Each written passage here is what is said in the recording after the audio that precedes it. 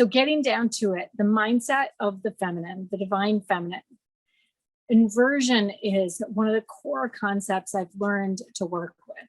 And that essentially means everything that we think should be a certain way kind of shows up the opposite of how it should be. Case in point, one of the main things we've all learned on a spiritual journey is that most problems ultimately can transition or be transformed into incredible potential. So the mindset that we're embodying as we move through this field of the maiden is all about understanding and trying to figure out like the pieces that aren't making sense or that are making sense, but they shouldn't.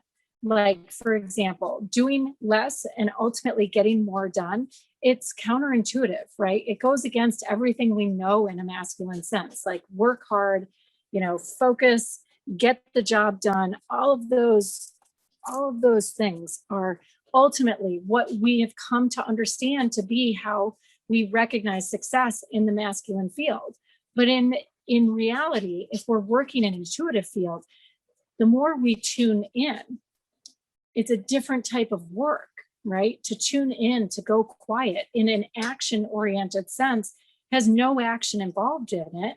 And yet the internal work we're doing, which could look like a lot of rest, it could look like allowing our body to heal. It could look like allowing our body to detox, which can take time, right? It can take a lot of healthy action and healthy choices and everything else, essentially can lead us to the ability to get more done. And why does that happen? Because we're drawing on a universal field. Point A to point B doesn't always work. It's point A to D to C to Z and back to A that gets us to where we want to go. That's how it functions in the feminine field. So life's lessons aren't always taught easily. We're here to learn, we're here to investigate, and we're here to master, which means through that investigation, through that mastery, we're going to shift how we perceive and experience the world around us. Simply put, life and the lens through which you view it is meant to be altered. That's the whole purpose. One of the main purposes your soul is utilizing, working off of to get you to where you're going. So start looking at it from the upside down and inside out. It's one of my favorite things to do, actually, because I've come to learn that when we're in energy, and if we're looking at it from the perspective of the angels, from the perspective of the guides, from everyone, all of those channels that we essentially can tune into in our mind, they don't get the flip. If you look at this crystal ball or this photography ball on the lens, it inverts the field. And that's essentially how the energy is seen in a spiritual sense. So many of the stories that we've heard, many of the stories that we've learned from a mythological perspective, we have to take into consideration that we've heard them through a human perspective, not through a soul perspective.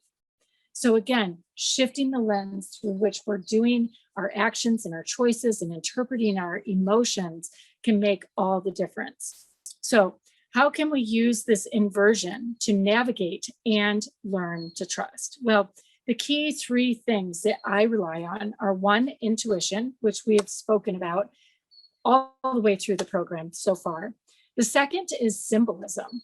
Symbolism is one of the most incredible forces that is constantly weaving its way in and out of our life. For example, in a past video, I spoke about the goddesses. They symbolize archetypes of energy, personas that live within us that maybe are hidden or reserved, right? There's also the symbolism of nature and calling us into our divine nature. Certain birds, certain butterflies represent different things in spirit, which can help us remember divine aspects of who and what we are, that we've maybe forgotten, haven't experienced since we were a child. Symbols can unlock gateways to entire new dimensions of existence, of happiness, of light and love, if we allow ourselves to sit with the symbol and derive the meaning from it that is most relevant for us. And then the other way that I like to navigate understanding the world from an upside down perspective, and that it maybe is all just an illusion that I'm dreaming in and it doesn't look the way my brain interprets it, is to look for the synchronicity. Where am I getting supported because something is ironic or something is just too good to be true? The most subtle of circumstances and experiences all count. And that synchronicity is the clue that kind of keeps the momentum flowing. And in Maiden, we're focusing on our life lessons, right? We're focusing on those lessons that are here to help us perpetuate our soul's evolution. That's why it's the field of the maiden, right? Because the maiden has that constant exuberance to just keep going at it and fail over and over and over again. Well, identifying that synchronicity is the momentum we need to continually propel ourselves through that failure to the next pieces.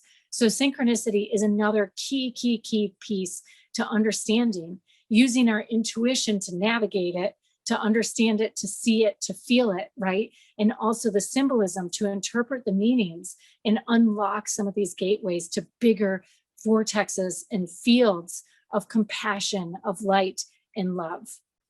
And if you want to understand what I mean by a vortex or a field of energy, just simply think about walking into a room of people or being a part of a group that you can remember in the beginning you were so excited to hang out with and participate with.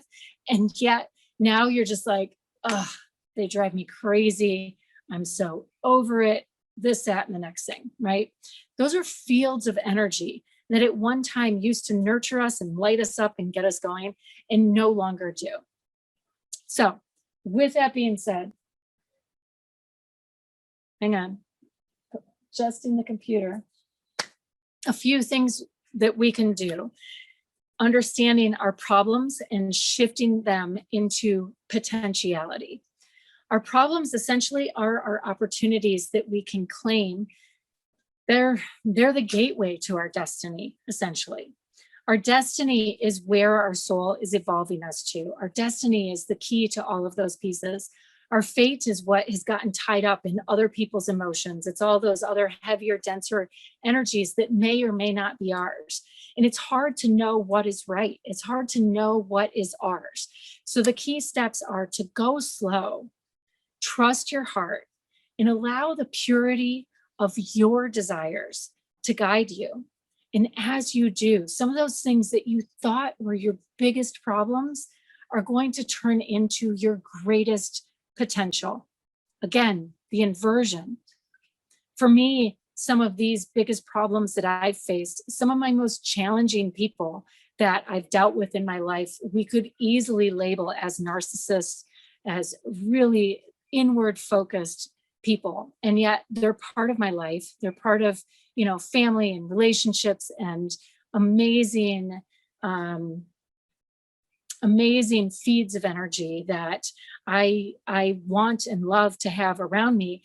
And yet the ways in which I've had to learn how to control my energy field, how to engage with them so I don't get impacted by their narcissistic tendencies, right? By their inward focus, has empowered me to continue to have those relationships.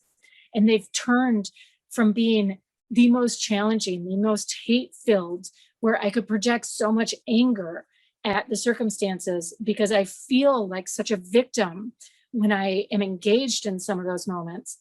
I've continued with the relationships because I've created integrity and a lot of boundaries around them as well, but I also am able to engage myself and love myself deeper in those moments. And some of the greatest potential opportunities have evolved from some of those relationships. So our biggest problems can always become our greatest potential, and allowing ourselves to step into that, knowing that we are guided, knowing that we are able to trust. For many of you, this could be, quitting a job, right? And being on that cusp of wanting to take that leap of faith and make it happen.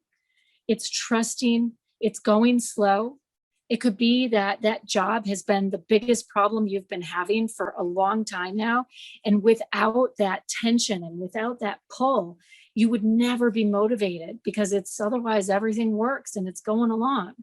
And yet your soul is calling you into something so much greater than where you are at and where you are leveling off right there.